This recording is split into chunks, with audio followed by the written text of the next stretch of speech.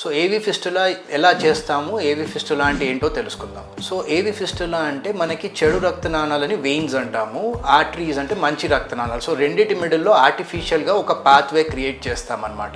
So ఆర్టరీస్లో పోయే good blood అన్నది మళ్ళీ మనకి వెయిన్స్లోకి వెళ్ళి వెయిన్స్ అన్నవి లావ్ అవ్వడం స్టార్ట్ అవుతుంది. సో ఈ ఫిస్టులా అన్నది మనకి వ్రిస్ట్ దగ్గర కానివ్వండి, లేదంటే మనకి ఎల్బో దగ్గర కానివ్వండి, ఈ మిడిల్లో పార్ట్స్లలో కూడా చేయొచ్చు అనమాట. సో దీంట్లో ఆర్సీ ఫిస్టులా అంటే రేడియల్ ఆర్టరీకి సిఫాలిక్ వెయిన్కి కలిపేదాన్ని మనం ఆర్సీ ఫిస్టులా అంటాము. అదే ఒక ఎల్బో దగ్గర చేస్తే మనకి బ్రేకియల్ ఆర్టరీని ఇంకా సిఫాలిక్ వెయిన్ని కలిపితే బ్రేకియల్ సిఫాలిక్ ఫిస్టులా అంటారు.